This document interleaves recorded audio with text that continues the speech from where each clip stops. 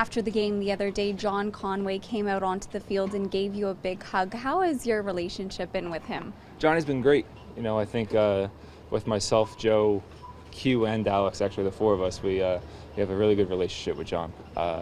When he came in last year, he's settled in quite well with all of us and trying to get the best out of every individual player as a goalkeeper. And I think that's been great for the four of us going forward and working together as a unit.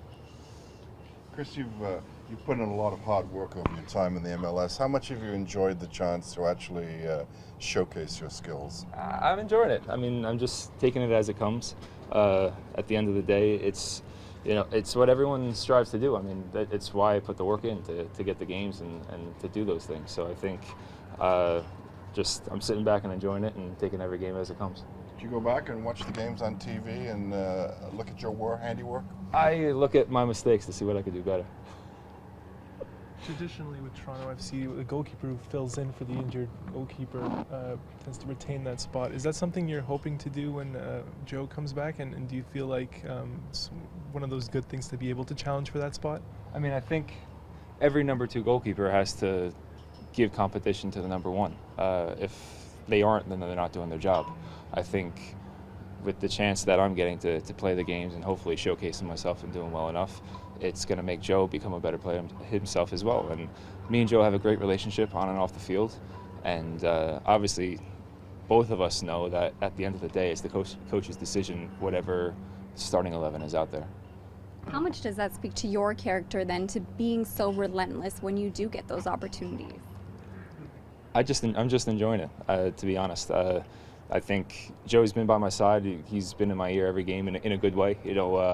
Telling me before the game out in Philadelphia, telling me some good things and stuff like that. And we're a goalkeepers unit, to be honest. The four of us plus John, basically the 5 of us, we all work together and trying to, at the end of the day, who's ever between the pipes has a good performance come the weekend. You also, I mean, the talk last year was of Joe learning under Giulio Cesare, but you were also there learning under him during his time here. What do you remember about, I guess, the few weeks that you had a Brazilian international guiding you along as well? No, it was fantastic. I took every training session that we had with Giulio and put it in my back pocket. I mean, and I know Joe did as well. It's not everyone gets an opportunity to train with someone like Giulio. The experiences that he's had and the pedigree that he has had and how humble he was to be with myself and Joe and to teach us along the way was fantastic. And I know for myself it made me a better goalkeeper. It made Joe a better goalkeeper as well. The beard seems to be working for you. You're going to go for the Nat Borchers look?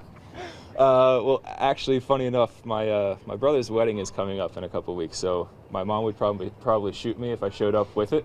But we'll see how long it goes. I think she'll be okay as long as I'm doing all right and playing well.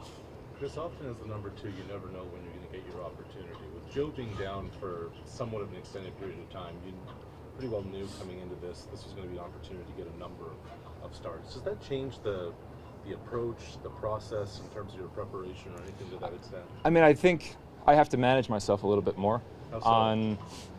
At the end of the day, where going into a weekend where I would think Joe would be getting the game starting maybe on the Friday, if I could get a little bit more reps coming from the guys doing finishing drills, or maybe I'm doing a little bit harder of a workout in the gym leading up to that, or those little things where now, especially in the fact that, I mean, it looks like I'll be getting 5 games within a 2-week span, which I probably haven't had that since college, where you're playing that amount of games in a short amount of time.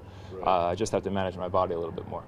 Chris, you mentioned mistakes a minute ago. How would you assess your own performance in the games you've played? I think I've been more comfortable as the games have gone on and hopefully progressed.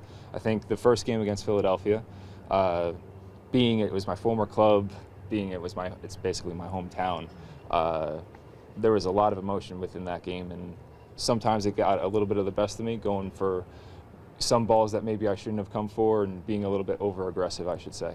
I think the past 2 games I've settled down a little bit more, and just going forward, it's just keeping up with that pace. Does it help that tomorrow you'll be going up against Montreal, a team that you went up against last week as well, and what kind of test do they present for you? I mean, every game's a new challenge. They're going to obviously bring a good team. It's important that we advance in this cup, the Voyageurs Cup.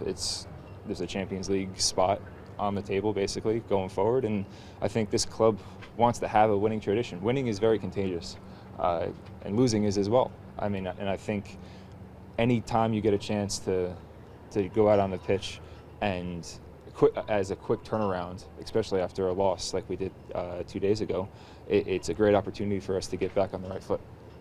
What was it like going out there at the start of the game, standing in front of the supporters section of the home opener with flares and fireworks? It must have been quite a moment. Oh, it's great. You know, you try not to get too caught up in it because obviously there's a game to play, and I think for myself, the more calm and comfortable I feel, the better I play. A lot of guys try to get amped up or pumped up for games, and maybe they see that as to an advantage, seeing all the fans there and the flares and everything, the flags, whatever it is. I just like to be in my own little world, calm, collective. I listen to a lot of reggae before I go out there. I'm nice and relaxed.